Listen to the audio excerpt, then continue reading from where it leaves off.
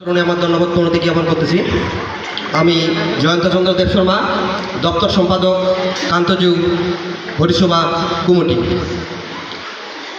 আসলে যেহেতু আজকে একটা ঐতিহাসিক শ্রী শ্রী কান্তযুগ মন্দির প্রাঙ্গণে মহানাম অনুষ্ঠান ৩৩14 সন পুণ্যমেলনী ও আনন্দ শোভাযাত্রা। আসলে বিষয়টা যদি আমরা যেহেতু এখানে আলোচনা করার জায়গায় একটু আলোচনায় করি, আসলে প্রথমে যদি দেখি আমরা ব্যানারের দিকে যদি ফোকাসিং করি, এখানে ব্যানারের মধ্যেও কিন্তু অনেক এখানে ভাষাগত ভুল আছে। এখানে যেহেতু ওইটাই প্রথমে বললাম, এর ভুল আছে। যেমন এখানে আমরা যদি দেখি মহানাম যজ্ঞ অনুষ্ঠান 1433 সন, এখানে সন কিন্তু সচরাচর আমরা ব্যবহার করা হয় না। এখানে বঙ্গাব্দ বা খ্রিস্টাব্দ ব্যবহার করা উপযোগী ছিল। তাছাড়া যেমন এখানেও আরেকটা বিষয়, কান্তযুগ মন্দির প্রাঙ্গণ, এটাও কিন্তু আমরা তো এখানে যেহেতু এখানে ফোকাসিংটা হচ্ছে কিন্তু অন্যভাবে। এখানে আজকে সভা হচ্ছে, এখানে মহানাম যজ্ঞ অনুষ্ঠানটাকে কেন্দ্র করে এখানে প্রাঙ্গণটা একটু বেমানান আছে। তাছাড়া যদি আরেকটা দেখা যায়, এখানে 4 জুন 2026 খ্রিস্টাব্দ, এখানে চৌঠাটা একটু শুনতে খারাপ লাগে, 4 জুন হলে ভালো হইতো। তো তারপরে এখানে আবারও সন লেখা হয়েছে। এটাও সময়টাতে যদি দেখা যায় সকাল 10:30 এখানে কিন্তু আমরা যদি মিনিট হিসাবে দেখবো, এটা দেখা যাচ্ছে না, এটা কিন্তু সেকেন্ড হিসাবে, সেকেন্ডের ব্যবহার করা হয় না। এখানে 10:30 সেকেন্ড লেখা হয়েছে, তারপরে লেখা হয়েছে মিনিট। এটা এখানেও একটু ভুল আছে। তাছাড়া যদি আমরা আয়োজক এখানে দেখি, এখানেও ভুল আছে। কিরকম, শ্রী শ্রী কান্তযুগ মন্দির মহানাম যজ্ঞানুষ্ঠান আয়োজক কমিটি সকল সদস্যবৃন্দ, এখানে আমরা লিখছি সকল, আবার লিখছি সকল সদস্যবৃন্দ।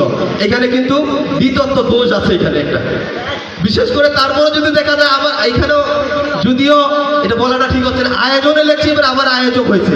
এখানে যদি আমরা যারা কমিটিতে আছি, যারা যদি একটু সদয় দৃষ্টি দিই বিষয়গুলা, যেহেতু কায়ত্তজ একটা ঐতিহাসিক মন্দির, এখানে ব্যানারগুলো বিভিন্ন কালকে থেকে ভাসতেছে বিভিন্ন সোশ্যাল মিডিয়ায়, এই বিষয়গুলোতে আমরা একটু নজরদারি করব।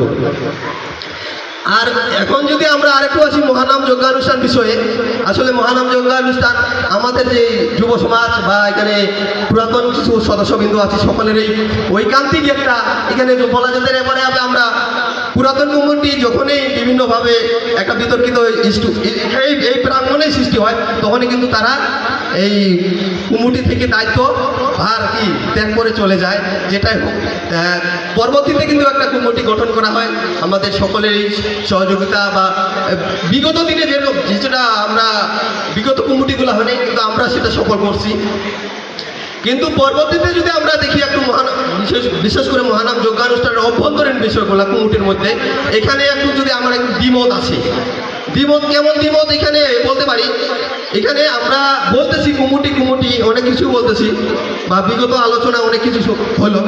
আসলে কমিটির এখানে সিদ্ধান্তের ক্ষেত্রে অনেক সদস্যের এখানে আমরা মূল্যায়ন করা হয় নাই। এক না এক তন্ত্র এখানে প্রতিষ্ঠা করা হয়েছে।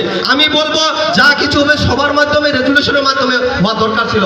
সবার মতামতকে এখানে মূল্যায়ন দরকার ছিল। এখানে বিশেষ করে আমরা বিগত কমিটিরই আমরা এক না এক তন্ত্রের জন্যই কিন্তু আমরা বিভিন্ন ধরনের আওয়াজ তুলি, কিন্তু এই কমিটির মধ্যেও কিন্তু একটা এক না এক তন্ত্র আমরা দেখা পাচ্ছি। বিশেষ করে এটা এখন এই বিষয়গুলা আগামী দিনে যেন না হয়, আমি এটুকুই বলবো। আর বিশেষ করে সিদ্ধান্তর ক্ষেত্রে, যেমন আমরা স্বেচ্ছাসেবক টিমের, এই টিমের কিন্তু আমরা শুরু থেকেই প্রশংসা করে আসতেছি। আর এই প্রশংসা করবো, ঠিক আছে, তারা সবাই আমরা এখানে কীভাবে করছি, সকলেরই অবদান আছে। কিন্তু যদি তাদের এখানে আমরা এতটাই আমরা যদি ভালো একটা পরিবেশ করতে পারছি, তাহলে আমরা দিনে 3বার মিটিং করতে হবে কেন? দিনে 3বার মিটিং কেন করতে হয় স্বেচ্ছাসেবক টিমদেরকে নিয়ে? এখানে অবশ্যই তাহলে আমাদের একটা মিটিং কোনো না কোনো আছে। এই জন্য এই বিষয়গুলো আমরা খেয়াল রাখবো। তাছাড়া বিশেষ করে আমি এই কথাটাই বলবো, যা কিছু সিদ্ধান্ত নিব আমরা মিটিংয়ের মাধ্যমে, আলোচনার মাধ্যমে সিদ্ধান্ত নিব।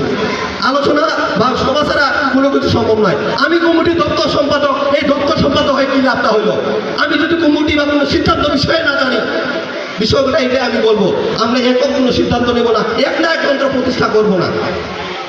বিশেষ করে যেমন আজকের অনুষ্ঠান, অতকার অনুষ্ঠান নাই, আমরা অনেক সদস্যের কাছে আমি যেটা কারণে আমার দেখা সাক্ষাৎ আমি জিজ্ঞাসা করলাম, অনেকেই জানে না। তাহলে এই সিদ্ধান্তটা, এই আজকের কি অনুষ্ঠানটা কীভাবে আসলো? কোনো তো সভা হলো না, কোনো রেজুলেশন হলো না, কোনো মিটিং হলো না, কেন এরকম হবে?